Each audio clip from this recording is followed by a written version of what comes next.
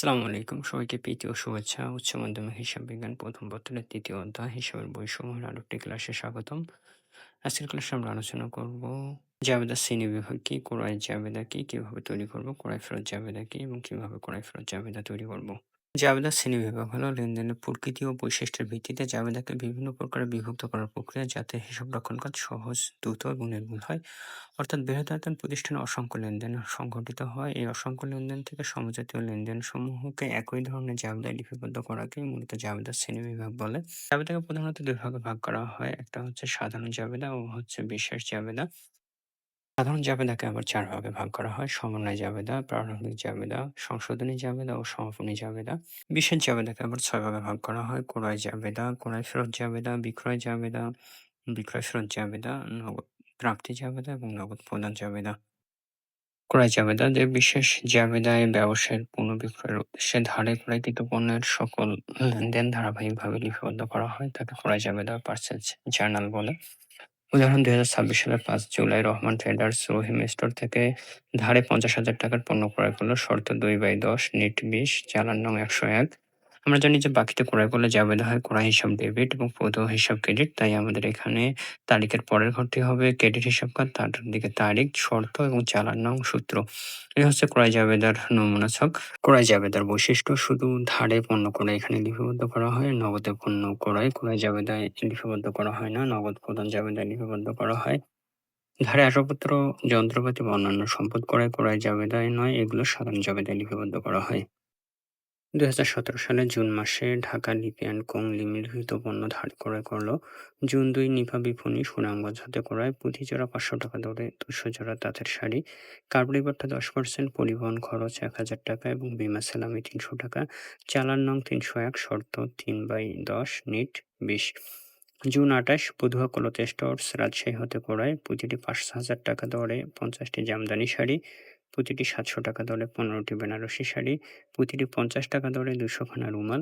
কারবারি বাট্টা ১৫%, পেকিং খরচ ১,০০০ টাকা, কুলি ও গাড়ি ভাড়া ২,০০০ টাকা। চালান নং ৩০২, শর্ত ৩/১৫, নিট ৩০। ক নম্বর করণীয়: মোট কারবারি বাট্টার পরিমাণ নির্ণয় করো। খ নম্বর ক্রয় জাবেদা তৈরি করো এবং গ নম্বর প্রয়োজনীয় খতিয়ান হিসাব তৈরি করো। ক নম্বর মোট কারবারি বাট্টার পরিমাণ নির্ণয় করো।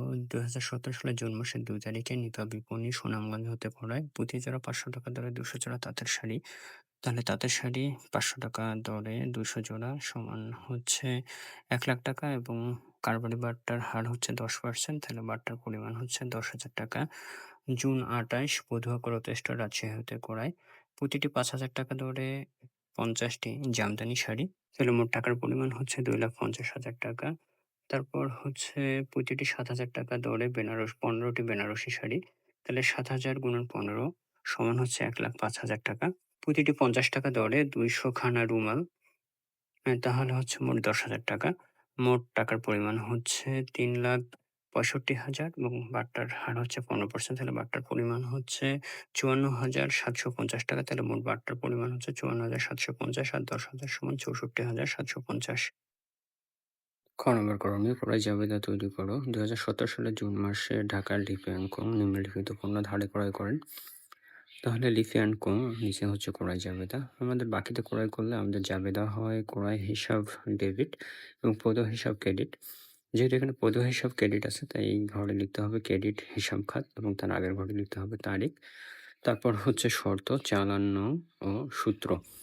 জুন ২ তারিখ নিপা বিপণী সুনামগঞ্জ হতে ক্রয়, প্রতি জোড়া ৫০০ টাকা দরে ২০০ জোড়া তাঁতের শাড়ি। কারবারি বাট্টা ১০%, পরিবহন খরচ ১,০০০ টাকা, বিমা সেলামি ৩০০ টাকা। চালান নং ৩০১, শর্ত ৩/১০, নিট ২০। গণনা: নিপা বিপণী সুনামগঞ্জ হতে ক্রয় তাঁতের শাড়ি ৫০০ টাকা দরে ২০০ জোড়া। তাহলে ৫০০ গুণন ২০০ সমান ১,০০,০০০ টাকা। বাদ যাবে এখান থেকে আমাদের কারবারি বাট্টা। কারবারি বাট্টা হচ্ছে ১০%, ১,০০,০০০ টাকা 10%, ১০,০০০ টাকা।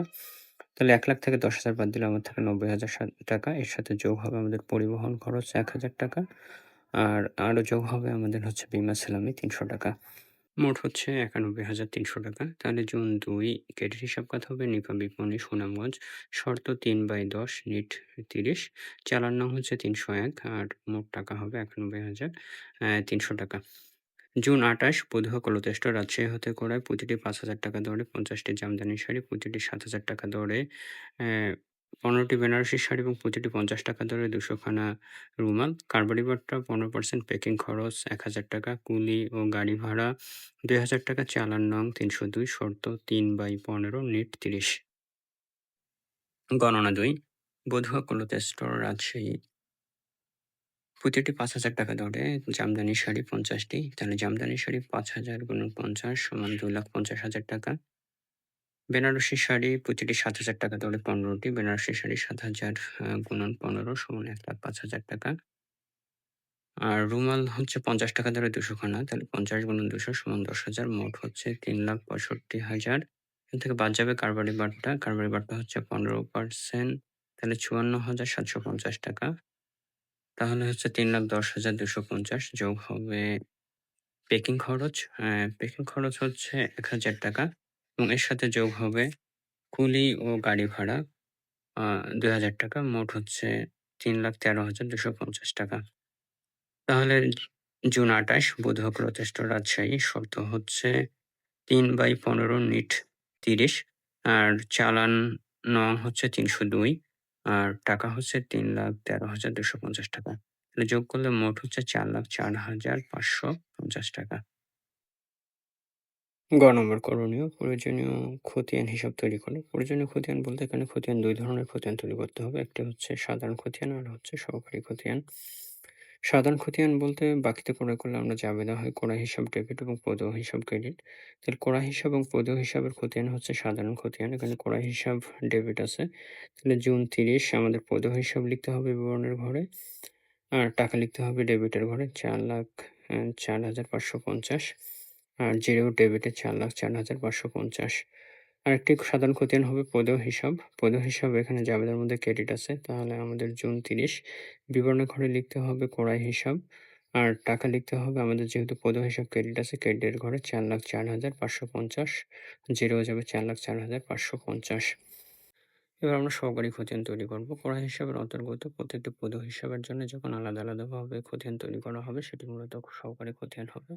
যেমন এখানে নিপা, বিপণী, সুনামগঞ্জ এবং বধূয়া, কলতেষ্ট আছে এদের জন্য যখন আমরা খতিয়ান তৈরি করব সেটি হবে হচ্ছে সহকারী খতিয়ান। তাহলে নিপা, বিপণী, সুনামগঞ্জ এটি সহকারী খতিয়ান হচ্ছে প্রদেয় হিসাব যেহেতু এটি এবং এটি ক্রেডিট আছে তাহলে আমাদের লিখতে হবে বিবরণের ঘরে হচ্ছে ক্রয় হিসাব এবং টাকা লিখতে হবে যেহেতু প্রদেয় হিসাব ক্রেডিট আছে তাহলে ক্রেডিটের ঘরে এবং জিরো যাবে ক্রেডিটের ঘরে এবং টাকা হবে ৳৯১,৩০০। অর্থাৎ ক্রয় হিসাবের অন্তর্গত প্রত্যেকটি প্রদেয় হিসাবের জন্য যে টাকা আছে সেটি মূলত সহকারী খতিয়ানের টাকা হবে। বধূয়া, কলতেষ্ট রাজশাহী তাহলে জুন হচ্ছে ২৮ বধূয়া, কলতেষ্ট রাজশাহী। এখানে বধূয়া, কলতেষ্ট রাজশাহী হচ্ছে প্রদেয় হিসাব ক্রেডিট আছে তাহলে আমাদের বিবরণ ঘরে লিখতে হবে ক্রয় হিসাব এবং টাকা লিখতে হবে যেহেতু ক্রেডিট আছে প্রদেয় হিসাব ক্রেডিটের ঘরে ৩,১৩,২৫০ এবং জিরো ক্রেডিটে যাবে ৩,১৩,২৫০। ক্রয় ফেরত জাবেদা কি এবং কিভাবে ক্রয় ফেরত জাবেদা তৈরি করতে হয়? যে বিষয়ের জাবেদা ধারে ক্রয় করা পণ্য বা মালামাল সম্পূর্ণ বা আংশিক বিক্রেতার কাছে ফেরত দেওয়া লেনদেন লিপিবদ্ধ করা হয় তাকে ক্রয় ফেরত জাবেদা বা পার্সেস রিটার্ন জার্নাল বলে। উদাহরণ ২০২৬ সালের ৫ জুলাই রহমান ট্রেডার্স ধারে ক্রয়কৃত পণ্যের মধ্যে ৳১০,০০০ মূল্যের ত্রুটিপূর্ণ পণ্য বিক্রেতা করিম এন্টারপ্রাইজের কাছে ফেরত দিল। ডেবিট নোট নং ১০১। বাকিতে ক্রয়কৃত পণ্য ফেরত দিলে তার জাবেদা হয় প্রদেয় হিসাব ডেবিট এবং ক্রয় ফেরত হিসাব ক্রেডিট। এখানে প্রদেয় হিসাব ডেবিট আছে তাহলে আমাদের ঘর হবে এখানে ঘরটির নাম হবে ডেবিট হিসাব খাত। তার বাঁ দিকের ঘরটি তারিখ এবং ডান দিকের ঘরটি ডেবিট নোট নং এবং সূত্র। ক্রয় ফেরত জাবেদার বৈশিষ্ট্য শুধু ধারে ক্রয়কৃত পণ্য ফেরতের লেনদেন এখানে লিপিবদ্ধ করা হয়। ডেবিট নোটের উপর ভিত্তি করে ক্রয় ফেরত জাবেদা প্রস্তুত করা হয়। নগদে ক্রয়কৃত পণ্য ফেরত সাধারণত এই জাবেদায় লিপিবদ্ধ করা হয় না। রংপুরের মেসার্স কাজল ব্রাদার্স আগস্ট মাসে নিম্নবর্ণিত ধারে ক্রয়কৃত পণ্যসমূহ ফেরত পাঠায়। ২০২০ আগস্ট ৫ নিম্নমানের জন্য সিলেটের বাবুল ট্রেডার্সের নিকট প্রতি কেজি ৳১০০ দরে ২০ কেজি মসুরের ডাল ফেরত পাঠালো। ডেবিট নোট নং ১৮। আগস্ট ২০ নমুনা মাফিক না হওয়ায় ফরিদপুরের শফিক ট্রেডার্সের নিকট থেকে ৳৫০ দরে কৃত ১ কুইন্টাল চালের ৩০ কেজি চাল ফেরত দেওয়া হলো। ডেবিট নোট নং ২২। করণীয় ক নম্বর উপযুক্ত তথ্য হতে শফিক ট্রেডার্সের পাওনার পরিমাণ নির্ণয় করো। খ নম্বর ৫ আগস্ট তারিখের লেনদেন অবলম্বনে একটি ডেবিট নোট তৈরি করো।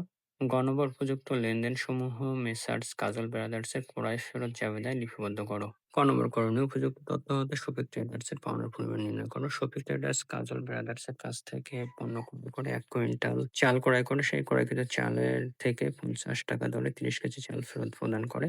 ১ কুইন্টাল সমান হচ্ছে ১০০ কেজি। তাহলে ১০০ কেজি চালের ক্রয় মূল্য হচ্ছে ১০০ গুণন ৳৫০ দরে হচ্ছে ক্রয় করে সমান ৳৫,০০০। এখান থেকে ফেরত প্রদান করে হচ্ছে ৩০ কেজি চাল বাদ আ ফেরত হচ্ছে ৩০ কেজি চাল ৳৫০ দরে। তাহলে হচ্ছে ৳১৫০০। তাহলে ৳৫,০০০ থেকে যদি ৳১৫০০ বাদ দেই আমাদের হচ্ছে ৳৩,৫০০। শফিক ট্রেডার্স এর পাওনার পরিমাণ হচ্ছে ৳৩,৫০০। খ নম্বর করণীয় ৫ই আগস্ট তারিখের লেনদেন অবলম্বনে একটি ডেবিট নোট তৈরি করুন। ডেবিট নোট হলো ধারে ক্রয়কৃত পণ্য নিম্নমানের হলে বা ত্রুটিপূর্ণ হলে ক্রেতা বিক্রেতাকে উক্ত পণ্য ফেরত পাঠালে ফেরতকৃত পণ্যের বিবরণ, পরিমাণ, মূল্য এবং ফেরতের কারণ উল্লেখ করে ক্রেতা বিক্রেতার হিসাবকে ডেবিট করে যে নোট তৈরি করে বা যে নোট পাঠায় তাকে মূলত ডেবিট নোট বলে। এটি মূলত ক্রেতা তৈরি করে। ডেবিট নোট সবার উপরে থাকবে হচ্ছে ফেরত প্রদানকারী প্রতিষ্ঠানের নাম অর্থাৎ ক্রেতা প্রতিষ্ঠানের নাম মেসার্স কাজল ব্রাদার্স। তার নিচে হচ্ছে ঠিকানা রংপুর আর তার নিচে হচ্ছে ডেবিট নোট। বাঁদিকে থাকবে হচ্ছে ডেবিট নোট নাম এবং ডান দিকে হচ্ছে তারিখ। তার নিচে থাকবে বাঁদিকে হচ্ছে প্রাপকের নাম অর্থাৎ আমরা যাকে পণ্য ফেরত পাঠাবে তার নাম এবং ঠিকানা। তার নিচে হচ্ছে তারিখ, মাল বিবরণ এবং ফেরতের কারণ ও টাকার পরিমাণ। তারিখ হবে ৫ই আগস্ট ২০২০। মালের বিবরণ ও ফেরতের কারণের জায়গায় হবে নিম্নমানের জন্য প্রতি কেজি ৳১০০ দরে ২০ কেজি মসুরের ডাল ফেরত। টাকার পরিমাণ হবে ১০০ গুণন ২০ সমান ৳২,০০০। তার নিচে লিখতে হবে টাকার পরিমাণ কথায় যে ৳২,০০০ মাত্র। আর তার নিচে হচ্ছে ডান দিকে লিখতে হবে হচ্ছে ক্রয় ব্যবস্থাপকের স্বাক্ষর। আর নিচে লিখতে হবে ভুল ত্রুটি সংশোধনযোগ্য। গ নম্বর করণীয় উপযুক্ত লেনদেনসমূহ মেসার্স কাজল ব্রাদার্স এর ক্রয় ফেরত জাবেদায় লিপিবদ্ধ করো। তাহলে উপরে লিখতে হবে মেসার্স কাজল ব্রাদার্স, তার নিচে লিখতে হবে ক্রয় ফেরত জাবেদা। বাকিতে ক্রয়কৃত পণ্য ফেরত দিলে জাবেদা হয় পৈধ হিসাব ডেবিট এবং ক্রয় ফেরত হিসাব ক্রেডিট। যেহেতু এখানে পৈধ হিসাব ডেবিট আছে তাহলে এই ঘরটির নাম হবে ডেবিট হিসাব খাত, তারপরের ঘরটির নাম হবে ডেবিট নোট নং সূত্র, শুরুর ঘরটির নাম হবে তারিখ। আগস্ট ৫ নিম্নমানের জন্য সিলেটের বাবুল ট্রেডার্স এর নিকট প্রতি কেজি ৳১০০ দরে ২০ কেজি মসুরের ডাল ফেরত পাঠানো হলো ডেবিট নোট নং ১৮। তারিখ হচ্ছে আগস্ট ৫ ডেবিট হিসাব খাত বাবুল ট্রেডার্স আর ডেবিট নোট নং হচ্ছে ১৮। গণনা ১ প্রতি কেজি ৳১০০ দরে ২০ কেজি মসুরের ডাল ফেরত পাঠানো হলো। তাহলে হচ্ছে ১০০ গুণন ২০ সমান ৳২,০০০। আগস্ট ২০ নমুনা মাফিক না হওয়ায় ফরিদপুরের শফিক ট্রেডার্স এর নিকট থেকে ৳৫০ দরে কৃত ১ কুইন্টাল চালে ৩০ কেজি চাল ফেরত দেওয়া হলো ডেবিট নোট নং ২২। গণনা ২ ৳৫০ দরে ৩০ কেজি চাল ফেরত দেওয়া হলো। তাহলে হচ্ছে ৫০ গুণন ৩০ সমান হচ্ছে ৳১৫০০। তাহলে আগস্ট ২০ ডেবিট হিসাব খাত হচ্ছে Shafiq traders Faridpur. Debit note নং হচ্ছে ২২ আর টাকার পরিমাণ হচ্ছে ৳১৫০০। মোট হচ্ছে ৳৩,৫০০। পরবর্তী ক্লাসে আমরা বিক্রয় জাবেদা কি, কিভাবে তৈরি করব, বিক্রয় ফেরত জাবেদা কি এবং কিভাবে তৈরি করব। হিসাব বিজ্ঞানের উপর আরো এরকম নতুন পেতে আমাদের সাথে যুক্ত থাকো আর কমেন্টে মতামত জানিয়ে দাও। ধন্যবাদ সবাইকে।